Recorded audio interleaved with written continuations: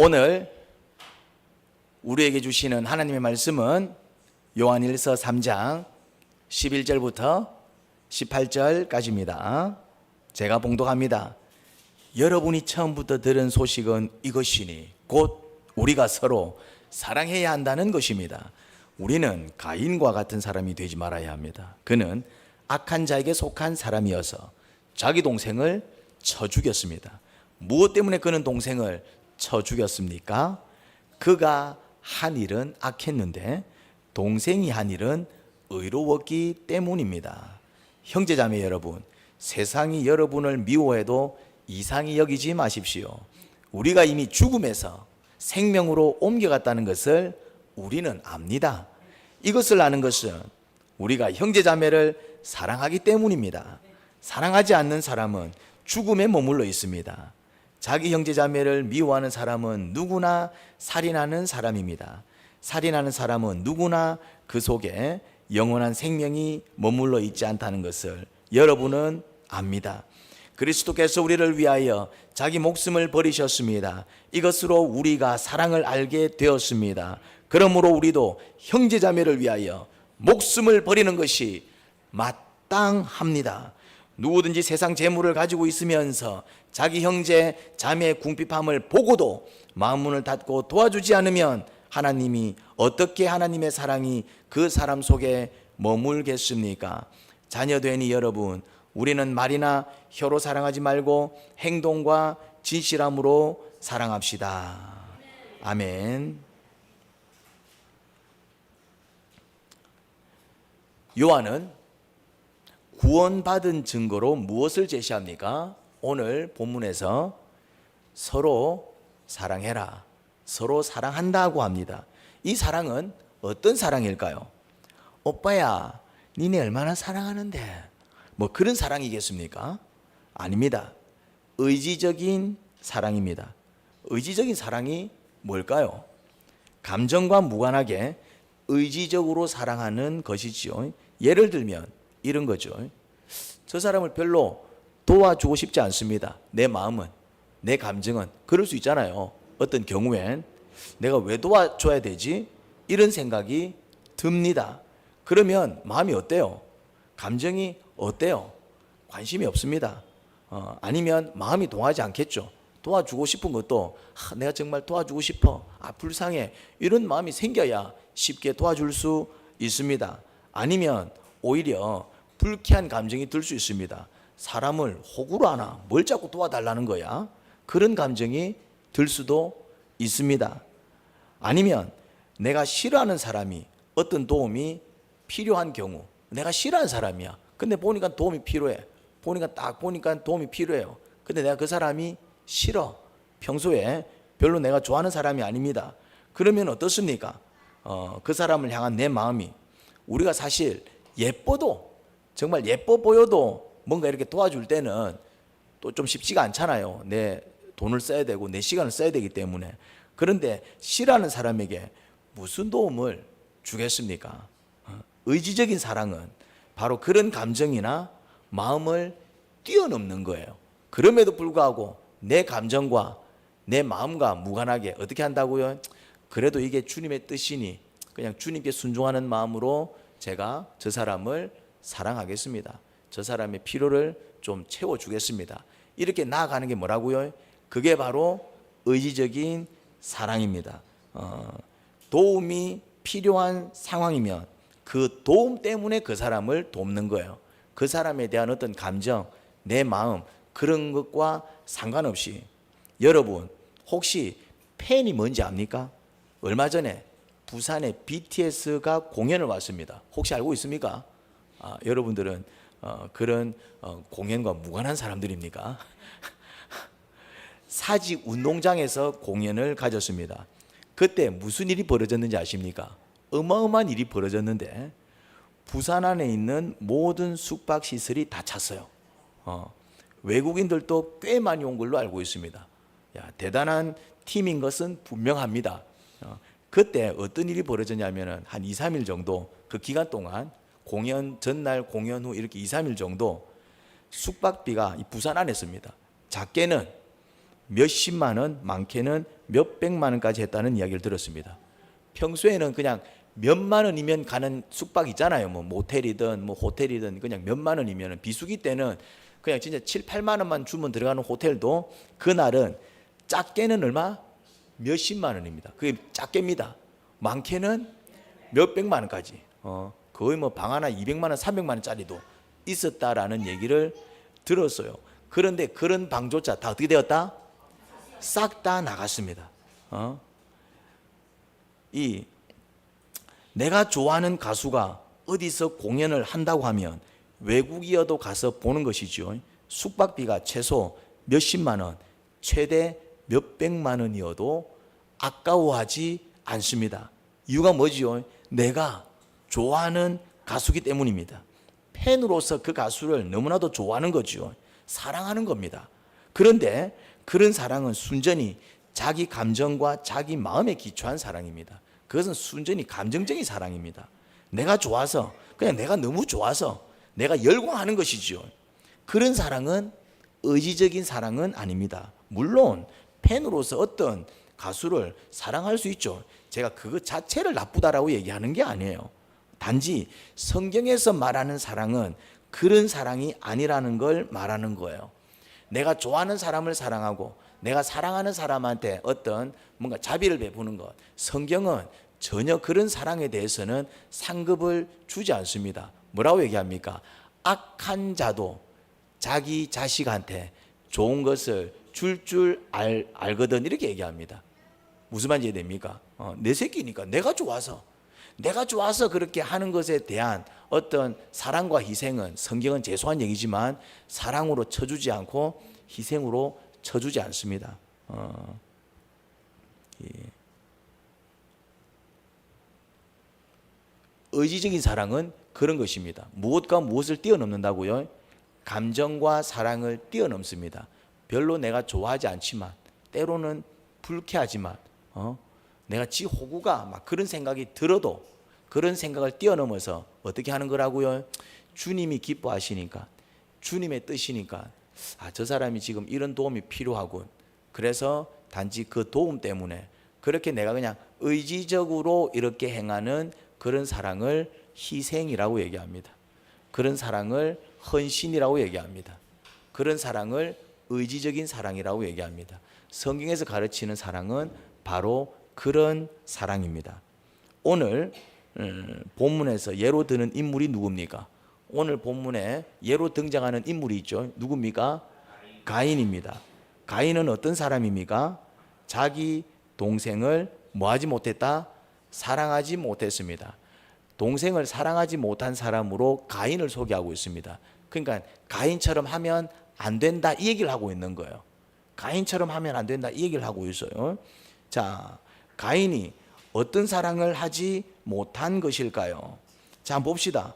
가인이 동생을 아벨로 돌로 쳐 죽이지요. 왜 쳐 죽입니까? 이유는 이것입니다. 창세기 4장에 보면은 그 내용이 소상하게 나와 있어요. 집에 가서 한번 보시면은 크게 참고가 될 것입니다. 두 사람이 하나님께 뭘 드립니까? 제사를 드려요. 가인은 농부였습니다. 그래서 어떤 제사를 드립니까? 농산물을 가지고 와서 제물로 드려요. 아벨은 양을 치는 자였습니다. 목양을 했지요. 그러니 어떤 제사를 드립니까?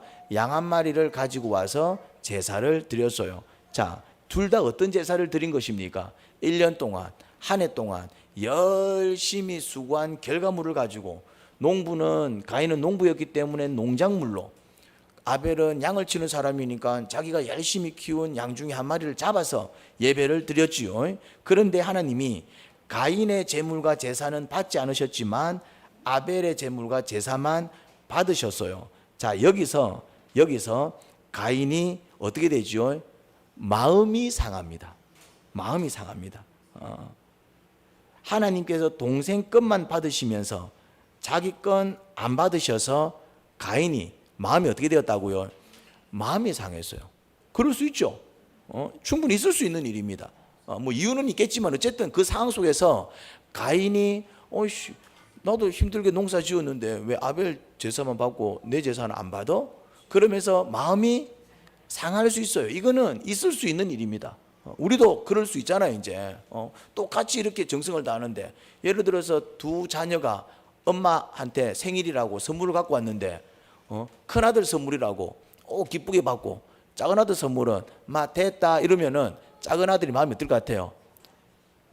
충분히 있을 수 있는 일이잖아요. 충분히 마음이 상한 것을 가지고 뭘 할 수 없습니다. 가인이 뭐 받았다?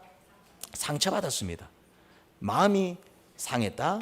우리는 그때 소위 상처라는 말을 씁니다. 요즘 젊은 친구들은 이런 표현을 쓰더라고요. 나 마상 입었어. 여러분들 마상이 뭔지 아십니까? 마상은 마음의 상처를 준 말이라고 하더라고요. 아, 마상 이러더라고요.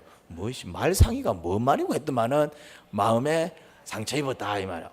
나 마상입니다 막 이러더라고요. 요즘 애들은. 아무튼 그게 뭐냐면은 마음의 상처를 입은 것입니다. 속상하다 이 말이에요. 네 말 왜 그렇게, 그 말에 내 마음이 상한 거예요. 네 나한테 왜 그래? 나한테 왜 어떻게 그럴 수 있지? 뭘 입었다? 상처를 입은 것입니다. 마상을 입은 가인이 어떻게 되죠? 그 상처가 분노로 바뀝니다. 자, 이제 가인의 마음에는 뭐가 가득할까요? 분노가 가득합니다. 그 분노는 얼굴빛을 바꾸었습니다.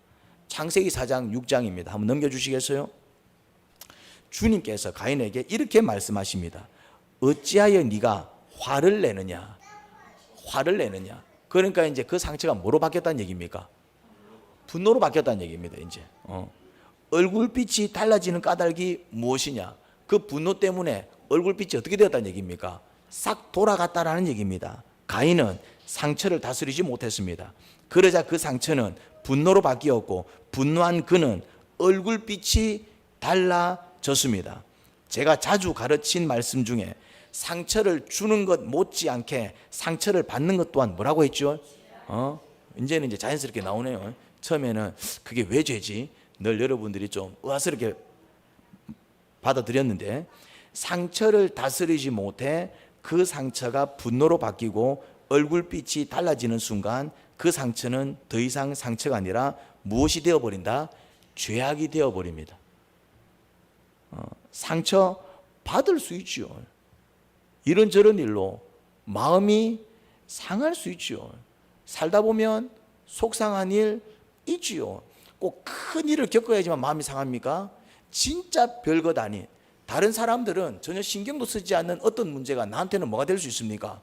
상처가 되는 일이 흔하게 있습니다. 그렇죠? 하지만 그 상처를 다스리지 못해 그 상처가 분노로 바뀌어 얼굴빛이 달라지는 순간 그 상처는 더 이상 상처가 아니라 무엇이 되어버린다? 죄악이 되어버립니다. 창세기 4장 7절을 계속해서 보겠습니다. 다음 페이지 넘겨주시기 바랍니다. 자, 네가, 하나님 말씀입니다. 누구한테? 가인에게 하는 말씀입니다. 집에 가서 창세기 4장을 전체 본문을 한번 보십시오. 어떤 내용인지. 자, 7절입니다. 네가 올바른 일을 하였다면 어찌하여 얼굴빛이 달라지느냐? 네가 올바르지 못한 일을 하였으니, 자, 무엇이 죄가 너의 문에 도사리고 앉아서 너를 뭐 하려고 한다? 지배하려고 한다. 너는 그 죄를 잘 다스려야 한다라고 이야기합니다. 자, 여기서 중요한 표현을 발견할 수 있습니다. 죄가 너의 문에 도사리고 앉아서 너를 지배하려고 한다. 너는 그 죄를 잘 다스려야 한다고 하지요. 하지만 안타깝게도 가인은 그런 말씀을 들었음에도 불구하고, 그런 경고의 말씀을 들었음에도 불구하고 그 죄를 다스리지 않고 그 죄의 지배를 당합니다. 어떻게 하지요? 가인이 아벨을 들로 불러냅니다. 자, 들로 불러냈다는 얘기는 이 살인은 어떤 살인이라는 얘기입니까? 그렇죠. 우발적인 살인이 아닙니다. 그냥 내가 막 그럴 생각까지는 없었는데 순간적으로, 이게 아니라 이미 그 분노가 이제 어디까지 나아간 겁니까? 이 분노가, 그렇죠. 내가 저놈을 죽여야 되겠다. 그러니까 이 감정의 변천을 봐야 됩니다. 자, 이렇게 마음의 상처를 입잖아요. 이거를 상한 마음이라 그래요. 자, 이걸 상한 마음이라 그런다 이 말이에요. 이걸 상한 마음. 자, 상처를 입으면은 마음이 어떻게 바뀐다고요? 상한 마음이 됩니다. 자, 요거를 방치를 하게 되면은 그 상처가 뭐로 바뀝니까? 분노로 바뀝니다. 자, 분노로 바뀌는 순간 이제 이 감정은 더 이상 상한 마음이 아닙니다. 그때는 어떤 마음이 됩니까? 더러운 마음이 됩니다. 자, 누구를 이제 막 미워하고 막 분노로 가득 차요. 자, 이 감정 상태는 깨끗한 상태 감정일까요? 더러운 감정일까요? 더러운 감정입니다. 자, 더럽다란 얘기는 내한테 유익할까요? 무익할까요? 무익합니다. 감정 상태가 이제 더러운 상태로 들어가면은 내 상태도 안 좋아집니다. 이 상한 마음이 더러운 마음으로 넘어갑니다. 방치하면은 그럼 내 감정 상태가 더러운 감정이 되어버리면은 나한테 좋을까요? 안 좋을까요? 안 좋습니다. 나도 힘들어집니다. 나도 불행해집니다. 지금 이렇게 막 분노로 씩씩거리는 가인은 행복했을까요? 아니면 불행했을까요? 자, 먼저 더러운 마음 상태로 들어가 버리면은 그때부터 그 사람은 다른 것과 아무 상관없습니다. 농사를 잘 지어서 지금 창고에 곡간에 곡식이 가득 있어요, 없어요? 있어요. 그럼에도 불구하고 이 감정 상태가 더러워져 있으면은 이 사람은 지금 행복할까요, 불행할까요? 이 사람은 천국일까요, 지옥일까요? 지옥입니다. 지옥은 마음에서 결정납니다. 뭐 제네시스 몰고 다니고 막 BMW 몰고 다녀도 마음 상태가 지금 이렇게 더러운 상태로 바뀌어 있어요. 막 분노로 가득 차 있고 그 상처를 다스리지 못해서 상한 마음을 다스리지 못해서 막 미움으로 가득 차 있고 하나님은 왜 내 제사 안 받는데? 너무한 거 아이가? 왜 저것만 받는데? 저거 양이 뭐가 더 좋은데? 내 농사가 얼마나 이게 힘들게 지은 농사인데 막 이러면서 막 씩씩거리고 있다 이 말이죠. 자, 그러면은 이 마음, 이 상태는 천국일까요, 지옥일까요? 여러분, 지옥은 누가 만든다? 내가 만듭니다. 지옥은 내가 만드는 거예요, 사실은. 지옥은, 마음의 지옥은 누가 만든다? 내가 만듭니다. 막 씩씩거리고 있잖아요. 막 어떻게 나한테 그럴 수 있지? 막 어쩌고 저쩌고 막 지금 이 사람은 아이고 니 힘들겠다. 아이고 그래 그런 일이 있었어. 안쓰럽지만은 지금 이 사람 상태는 천국입니까? 지옥입니까? 지금 가인이 그랬다 이 말이죠. 그런데 이제 이 더러운 마음이, 더러운 감정이 다음 단계로 나갑니다. 그게 이제 악한 감정입니다. 자, 가인이 지금 뭐 합니까? 내가 저 새끼 치기삐야지. 이게 뭡니까? 악한 감정입니다. 내가 저 새끼 치기삐야지. 그래서 이제 어떻게 합니까? 그래서 어떻게 합니까? 덜로 불러냅니다. 덜로 불러냅니다. 이모 좀 추우세요? 자리를 옮기세요. 자리를 옮기세요. 자리로. 이쪽으로 옮기세요. 이쪽으로. 이쪽은 춥습니다. 이쪽은 바람이 직격타는 이쪽으로 오시면 따뜻합니다. 이쪽으로 옮겨. 이쪽으로. 이제 에어컨은 건드릴 수가 없습니다. 왜냐하면 에어컨을 건드려 버리면은 이쪽에 있는 사람들이 더워요. 최 목자님 아들 옆에 앉으세요. 뒤로 가지 말고 아들 옆에 앉으세요. 아들 옆에 가요. 아들 옆에. 더 뒤로 가지 말고 가능하면 뒤에는 앉지 마시기 바랍니다. 혹시 또 앞에 앉으시라고.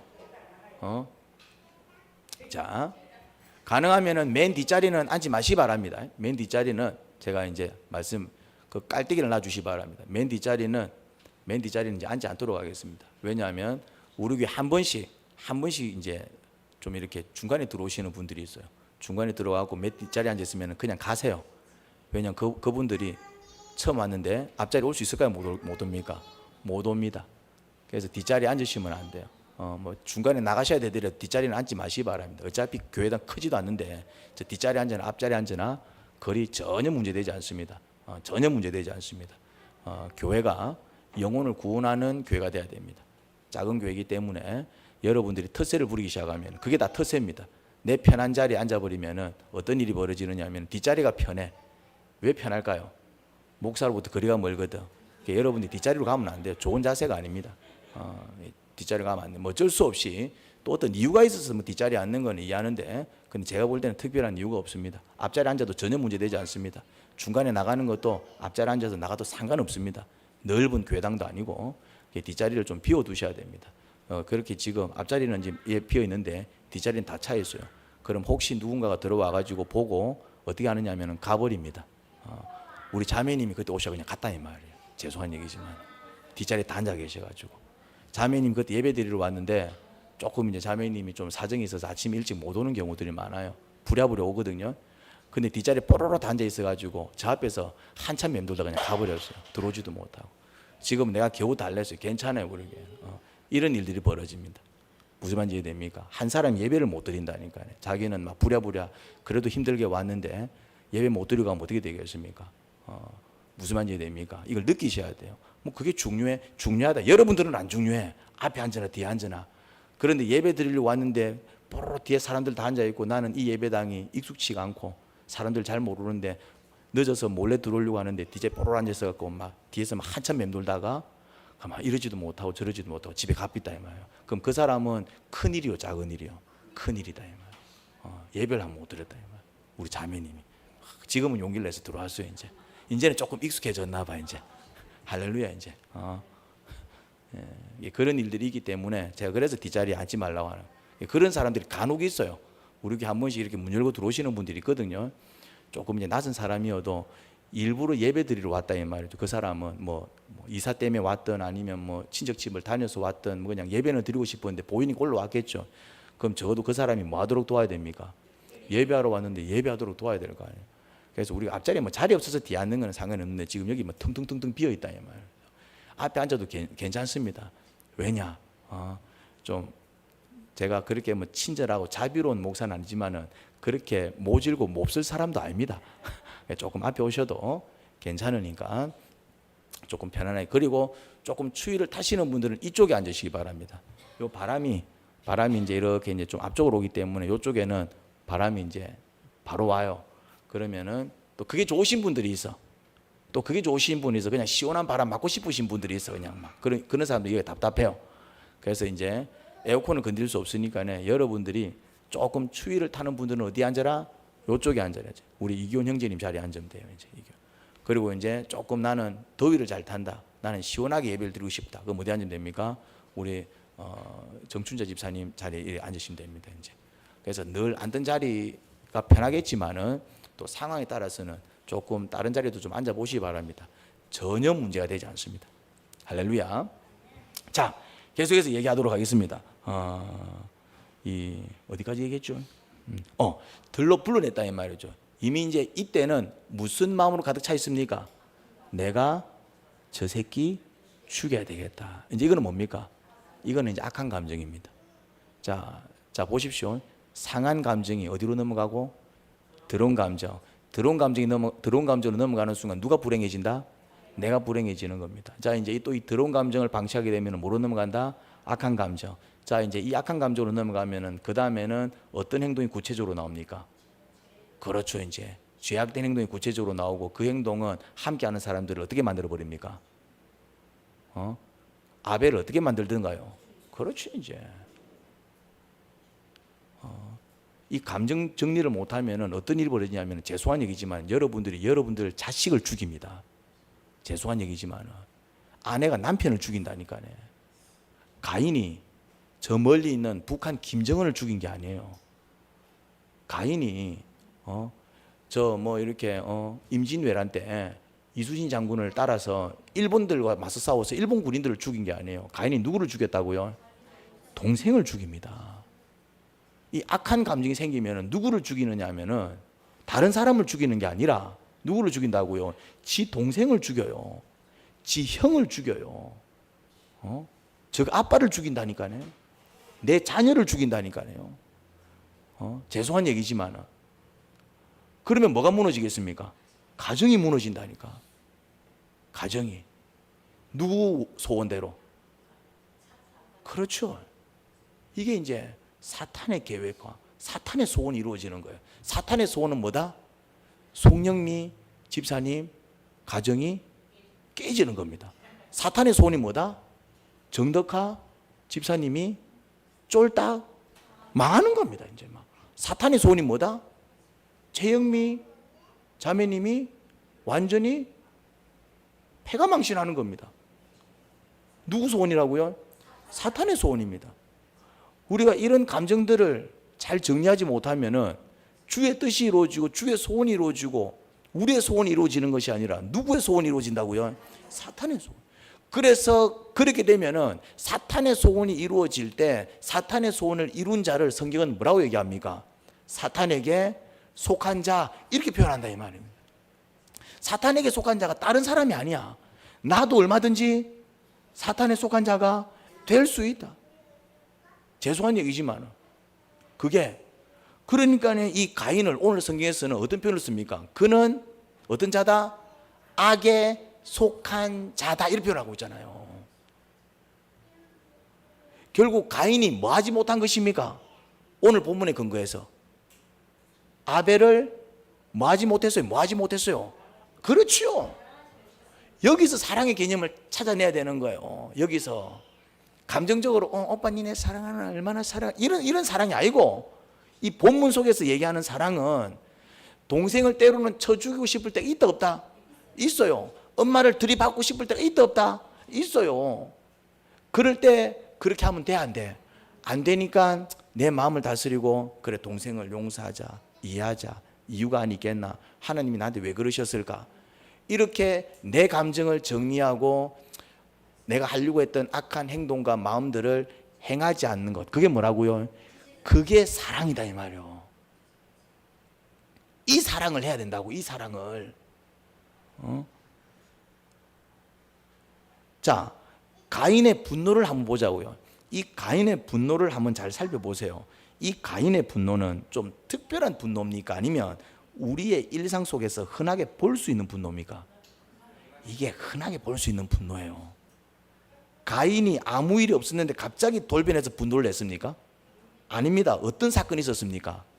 마음이 크게 상하는 사건을 겪었죠. 무엇을 겪었다고요? 마음이 크게 상하는 일. 그 사건으로 인해서 마음이 상했고 그 상처가 분노로 바뀐 것입니다. 그러니 여러분 이유 없는 분노가 아니라 그에게는 나름대로 뭐가 있었다? 이유가 있었어요. 니 왜 그랬냐 했을 때 몰라요. 이게 아니다 이 말입니다. 이유가 있었어요. 하나님 내 재물 안 받아주셨잖아요. 왜 동생 그만 받아주는데요? 무슨 말인지 이해가 됩니까? 니 나한테 그렇게 말을 했잖아. 꼭 그렇게 말을 했어야 됐나? 내 그때 얼마나 마음이 상했는지 알아? 들어보면 뭐가 있다? 이유가 있다 이 말이죠. 그 행동은 잘못됐지만 분을 내고 막 이렇게 이상하게 행동한 잘못됐지만 물어보면 니 왜 그랬는데 사실은 이런 일이 있었다고. 그렇게 하면 안 되잖아. 내가 지한테 얼마나 잘해줬는데. 왜 웃습니까? 그런 적이 많습니까?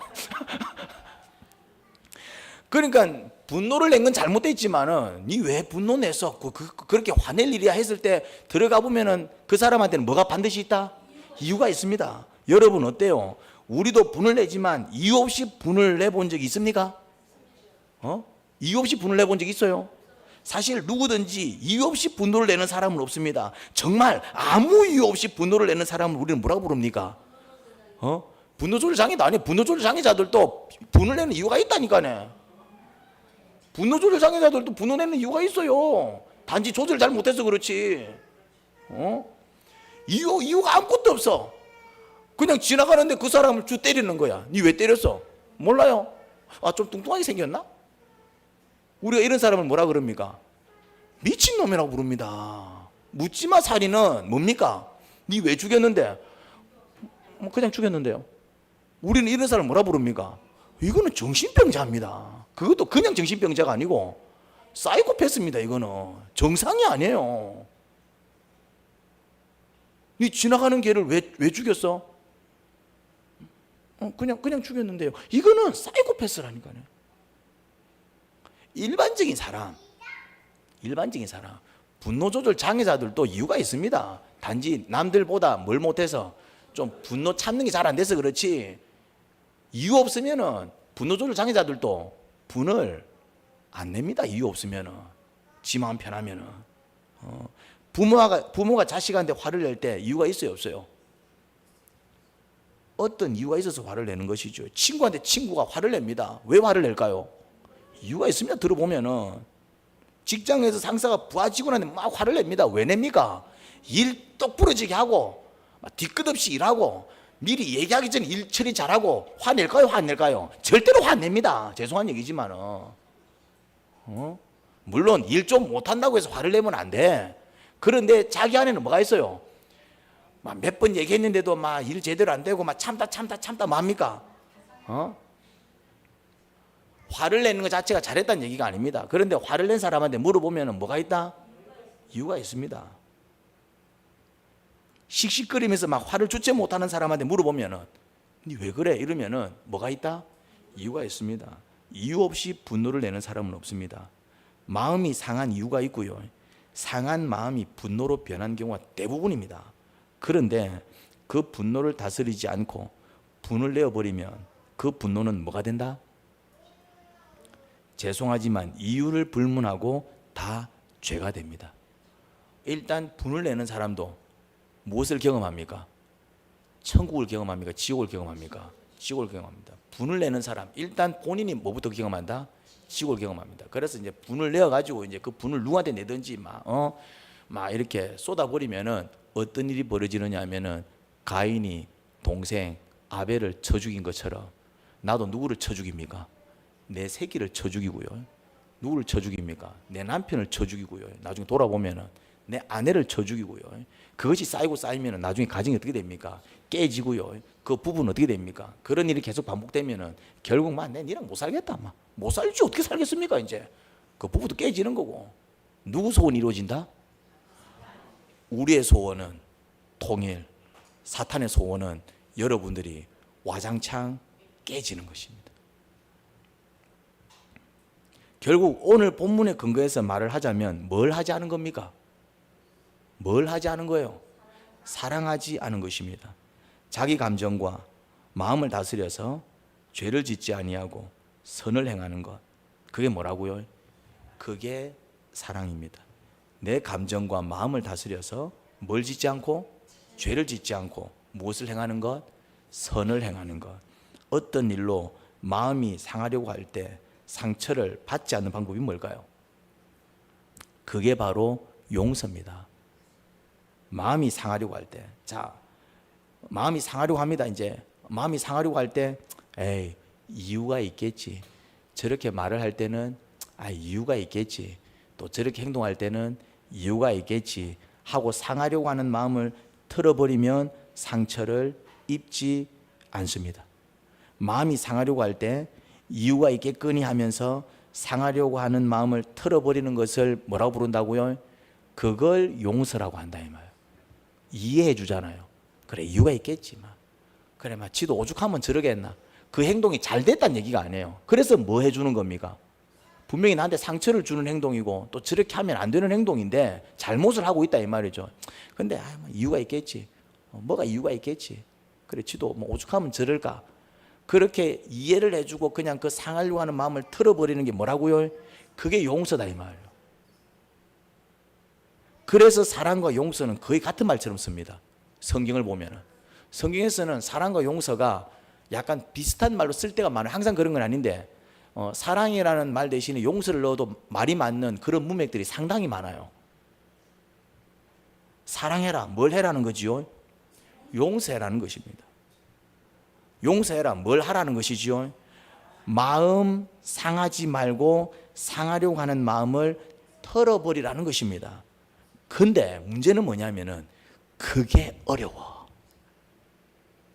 문제는 말이 쉽지. 털어버리 말이 쉽지. 근데 실제로 막상 그런 상황이 되면은 그게 엄청나게 어려워요. 그게 쉬우면 사실 누구나 용서할 수 있고 누구나 사랑할 수 있죠. 근데 마음이 상하려고 할 때, 이제 내가 마음이 상하려고 할 때 상하려고 하는 마음을 털어버리고 마음이 상하지 않는 이걸 보니까 아무나 못하더라 이 말이에요. 이걸 잘한 사람이 성경에서 딱 한 사람 나옵니다. 누구지요? 예수님밖에 없어. 이걸 능숙하게 한 사람은 예수님밖에 안 나와. 바울도 이걸 못하더라고. 바울도. 그래서 바울도 결국 바나바하고 뭐 하더라? 대판 싸우잖아요. 뭘 못해가지고. 이제 의견이 이제 충돌이 일어났다 이 말이죠. 의견 충돌이 일어나면 서로가 뭘 받을까요? 서로의 말에 상처가 받죠. 그때 이제 틀어버려야 되는데 못 틀어버리고 이제 막 자기 것을 우기기 시작하면 뭐가 됩니까? 대판 싸우는 것이죠. 바울도 못하더라 이 말이요. 바울도.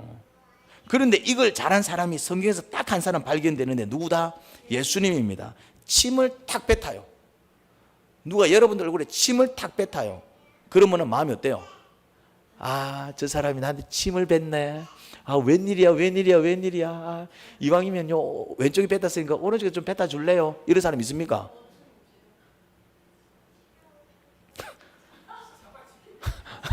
뭐라고? 아, 잡아지기 빈다고? 그렇죠. 마음이 상합니다. 오씨, 왜 나한테 침을 뱉다? 왜 나한테 침을 뱉다? 막. 그리고 금세 그 마음은, 상한 마음이, 더러운 마음, 악한 마음은 금세 가버립니다. 죽이 미쳤나? 바로 잡아치깁니다. 바로 그냥 가버린다 이 말이죠. 그러면서 오씨, 죽이 나한테 침을 뱉다 이러면서 뭘 뱉다 하면서 뭐 뱉다 빕니까? 가래를 뱉다 빕니다. 근데 예수님은 뭐라고 합니까? 주님, 저들이 무슨 짓을 하는지 몰라요. 저들을 용서해 주세요. 그러지요. 예수님이 마음이 상할 만한 일을 겪을 때 마음이 상해요, 안 상해요? 안 상합니다. 상할 수 있는 상황이잖아요. 잘못한 것도 없는데 침 뱉고 막 옷 찢고 수치스럽게 만들어버리고, 그다음 막 창 찌르고 십자가에 매달아가지고 다른 죄수들과 같이 취급해버리고, 죄는 눈코만큼도 지은 적도 없는데 선만 행했는데, 아프다니까 병 치료해주고, 배고프다니까 빵 만들어주고, 좋은 말씀으로 그들을 바르게 인도해만 해줬는데, 그 모함하는 자들의 모함에 의해서 억울하게 달려가지고, 그러면 열받을 법도 하지, 열만 받겠어요. 우리 같으면 벌써 죽었겠다 아마. 근데 주님은 어떻게 합니까? 용서하죠. 불쌍히 여깁니다. 그게 뭘 안 받았다는 얘기입니까? 상처를 안 받았다는 얘기입니다. 상처를 받을 수 있는 상황이잖아요. 근데 상처를 받으려고 할 때 상처를 받아갖고 열받아서 씩씩거린 게 아니라 뭐 했다? 그 상처를 받으려고 하는 그 상처를 뭐 해버렸다? 밀어내버리잖아요. 털어버리잖아요. 그걸 뭐라고 얘기한다고요? 용서요. 그냥 주님, 저들이 무슨 짓을 하고 있는지 몰라요. 저게 잘못된 행동들인데, 저러면 지옥 갈 건데, 저러면 안 되는데, 저러면 자기들 인생이 불행해질 건데, 저래 살면 안 되는데, 오히려 그들을 어떻게 여기고? 불쌍히 여기고. 그러니 예수님은 뭘 짓지 않았다? 죄를 짓지 않았습니다. 우리는 대부분 상한 마음을 다스리지 못해서 죄를 지어요. 우리가 짓는 죄가 거의 대부분 그래요. 마음이 상하고요, 상한 마음을 다스리지 못해서 그 상처가 분노로 바뀌는 순간 그냥 죄 짓고 사는 거예요. 그렇게 짓는 죄는 사실 죄인 줄도 몰라요.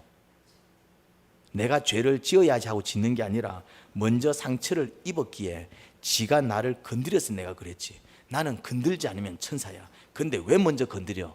그렇게 이야기한다 이 말입니다. 이게 무슨 말입니까? 자신이 지은 죄를 죄인 줄 모르는 거예요. 지가 먼저 날 건드렸다는 거죠. 나에게 상처를 주고 날 화나게 만들었다는 거예요. 이게 누구의 분노였다? 이게 가인의 분노였어요. 이런 분노는 대부분의 사람들이 내는 분노입니다. 내가 그렇게 살고 있고 여러분들이 그렇게 살고 있어요. 쉽게 말해서 거의 대부분의 사람들이 누구처럼 살고 있다고요? 가인처럼 살고 있어요. 오늘 본문 보면서 야, 가인 너무한데 이런 생각 들죠. 근데 죄송한 얘기지만은 거의 이 땅을 살아간 대부분 사람들이 누구처럼 살고 있다? 가인처럼 살고 있어요, 사실은. 그런데 오늘 본문은 이 가인을 어떻게 평가합니까? 악에 속한 자라고 평가합니다. 그러면 가인처럼 살아가는 오늘날 대부분의 사람들은 어떤 자라는 것입니까? 악에 속한 자라고 성경은 얘기하는 거예요. 어쩌면 좋죠. 우리가 다 그렇게 살고 있는데, 그런 상처와 그런 분노 속에서 살아가고 있지 않나요? 그런 자를 악에 속한 자라고 얘기합니다. 어쩌면 좋지요? 여러분, 그래서 구원을 받아야 된다 이 말입니다. 뭐라고? 그래서 우리는 구원을 받아야 합니다. 구원을 받은 자는 그런 사랑을 해야 한다라고 얘기를 하고 있는데, 그 말은 다르게 이해하자면 구원을 받으면 그런 사랑을 할 수 있다라는 것입니다. 부담스러운 말씀일 수도 있는데, 그런 사람을 다 용서하고 그런 사람을 다 사랑하고 어떻게 살아가 부담스러울 수 있는데, 조금만 돌려서 생각하면 희망적일 수 있죠. 어떻게? 구원을 받으면 그러면 그렇게 살아갈 수 있구나. 그래서 우리가 구원을 받아야 되는 거예요. 자, 구원을 받으려면 어떻게 해야 되죠? 구원은 어떻게 받습니까? 그렇죠. 예수님을 믿어야 합니다. 다른 말로 예수님을 내 마음에 영접합니다. 어디에 영접한다고요? 마음에. 여러분, 예수님을 마음에 영접해야 돼요. 이 말의 의미가 뭐냐면 여러 가지 의미가 있는데, 여러 가지 의미가 있는데 예수님을 마음에 모신다라는 것은 여러 가지 의미가 있는데 오늘 본문과 관련해서 설명하자면은 이제 내 마음을 내가 다스리지 않고 주님께서 내 마음을 다스리도록 내어드리는 것을 의미합니다.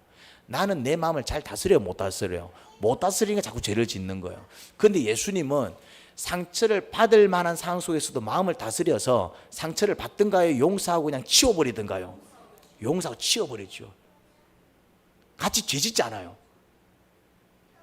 자기를 찌른다고 해서 같이 찔러버리고, 자기한테 침 뱉는다고 해서 같이 침 뱉어버리고, 뭐 하지 않던가요? 같이 죄 짓지 않더라 이 말이에요. 죄인들이 죄를 지을 때, 죄인들이 공격할 때 자기도 열받아가지고 같이 죄를 지어서 죄를 짓든가요? 아니면은 그런 죄인들을 불쌍히 여기고 오히려 저렇게 살면 안 되는데 위해서 기도해 주든가요? 이게 예수님이다 이 말이죠.